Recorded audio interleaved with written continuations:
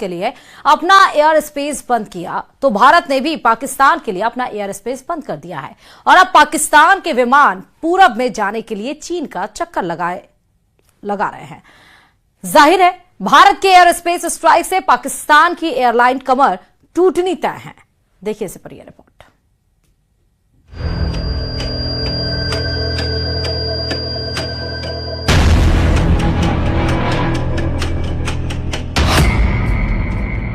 पाकिस्तान पर air space strike.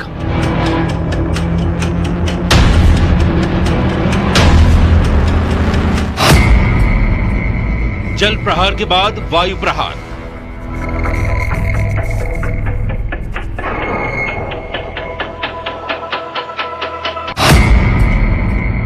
एक के बाद एक भारत की स्ट्राइक।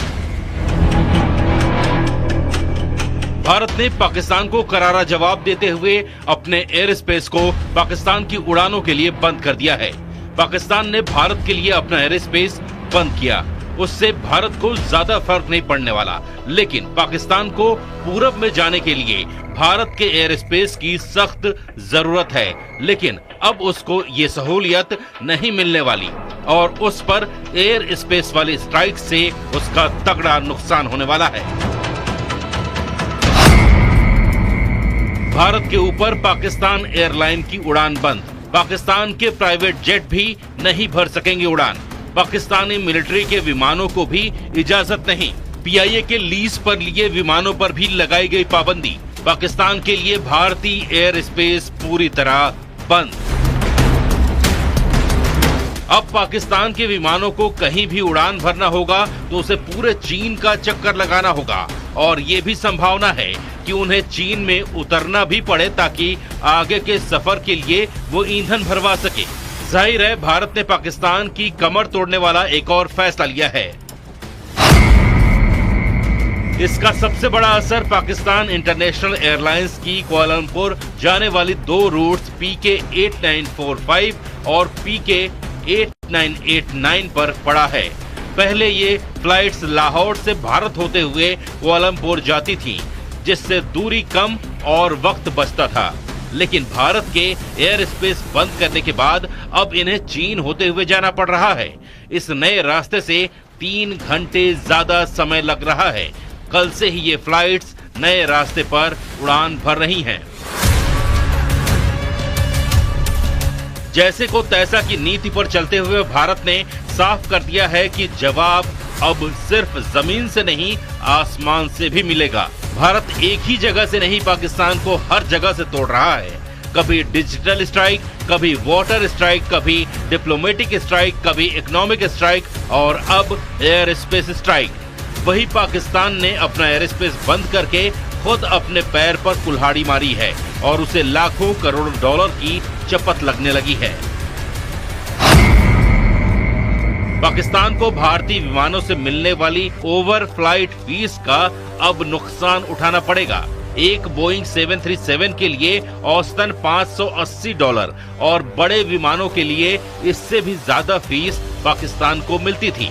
जानकारों के मुताबिक हर दिन करीब 2 से 2.4 लाख डॉलर की चपत पाकिस्तान को लग सकती है।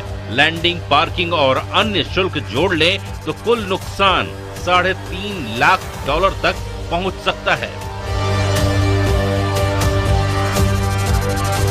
इससे पहले पुलवामा हमले के बाद भी पाकिस्तान ने भारतीय विमानों के लिए एयर स्पेस बंद किया था और उस दौरान उसे करीब $100 मिलियन का घाटा उठाना पड़ा था। लेकिन इस बार उसे दोहरी मार पड़ने वाली है।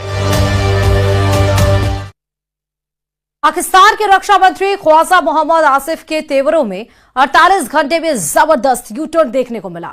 2 दिन पहले तक भारत को युद्ध के लिए ललकारने वाले ख्वाजा अब अल्लाह से दुआ कर रहे हैं कि जंग ना हो। उनका कहना है कि हालात तो युद्ध जैसे बन रहे हैं, लेकिन पाकिस्तान की तरफ से कोई लड़ाई शुरू नहीं की जाएगी। उनके इस बयान से साफ है कि युद्ध की धमकी देने वाले अब डर से कांप रहे हैं। देखें रिपोर्ट।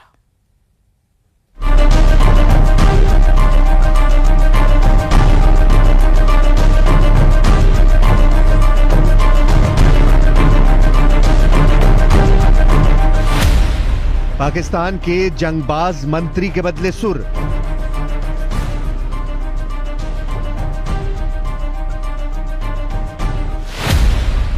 ख्वाजा बोले, अल्लाह ये युद्ध टाल दो।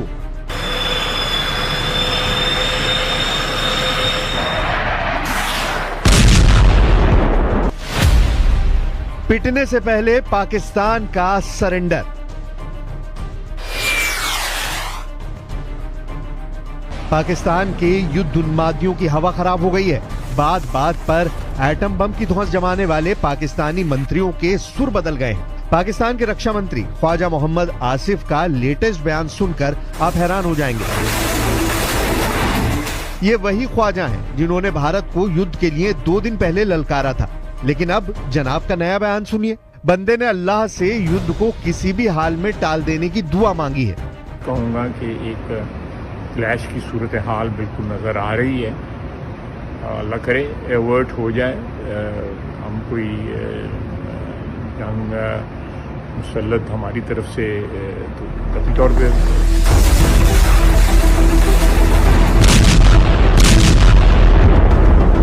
अचानक ख्वाजा आसिफ की तबीयत नासाज हुई है या फिर उन्हें हकीकत का अंदाजा हो गया है? कल तक गीदड़ भपकी जमा रहे ख्वाजा के तेवर ढीले क्यों पड़ गए हैं? क्यों बारूदी साजिशों के ख्वाजा घबराए हुए हैं? हकीकत सबके सामने है। पाकिस्तान की आतंक नीति दुनिया जान चुकी है। पहलगाम नरसंहार के मास्टरमाइंड के अड्डे कहां हैं? पहलगाम का टेरर कमांडर कौन है?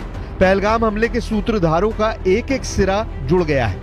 भारत इन आतंकजीवियों का फैसला कर चुका है। पीएम मोदी पड़ोसी मुल्क में पल रहे आतंकी सरगनाओं के सर्वनाश का ऑर्डर दे चुके हैं। जाहिर है जिन दहशतगर्दों की बदौलत पाकिस्तानी जनरलों की अघोषित सत्ता पाकिस्तान में चल रही है, जब वही नहीं बचेंगे तो कायरों का क्या होगा?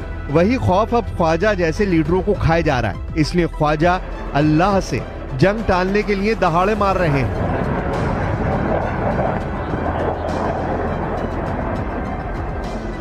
कहूँगा कि एक क्लैश की सूरत हाल बिल्कुल नज़र आ रही है। अल्लाह करे एवर्ट हो जाए, हम कोई जंग मुसल्लत हमारी तरफ से तो कतई तौर पे। असल में पाकिस्तान कई साल से ढह रहा है। पहलगाम आतंकी वारदात की साजिश रचकर पाकिस्तानी सेना ने बुनियाद की आखिरी ईंट भी हिला दी है। भूख की मारी पाकिस्तानी अवाम हुक्मरानों की बारूदी साजिशों से परेशान है। पाकिस्तानी लोगों में सेना के खिलाफ जबरदस्त गुस्सा है। उन पर भारत के सख्त एक्शन का बढ़ता खतरा पाकिस्तान के लिए प्राणघाती बनता जा रहा है, जिससे बचने के लिए ख्वाजा जैसे तमाम नेता तरह तरह के हथकंडे आजमा रहे हैं। पाकिस्तान के रक्षा मंत्री ने कश्मीर मसले में चीन को चौधराहट का ऑफर भी दे डाला है। पाकिस्तान के रक्षा मंत्री ख्वाजा आसिफ ने कहा है चीन की बड़ी अलग पोजीशन है, कश्मीर का एक हिस्सा उनके पास भी है, तो सारा ये जो कश्मीर का इशू है चीन भी इसमें एक स्टेक होल्डर है। सिंधु नदी चीन से भी होकर आती है, तिब्बत से आती है। पाकिस्तान को चीन ने हमेशा सपोर्ट किया है। शहबाज शरीफ कैबिनेट के जितने मिनिस्टर हैं उतनी तरह की बातें हैं। रेल मंत्री एटमी युद्ध की धौंस जमाता है। सूचना प्रसारण मंत्री तारण भारत के हमले के घंटे गिनाता है। वहीं रक्षा मंत्री युद्ध टाल देने की दुहाई दे रहा है, लेकिन अब जो भी तय होना है वो भारत करेगा। पाकिस्तान का वक्त खत्म हो चुका है। फैसला सख्त है, नतीजे ऐसे होंगे जिसे पाकिस्तान की कई पीढ़ियां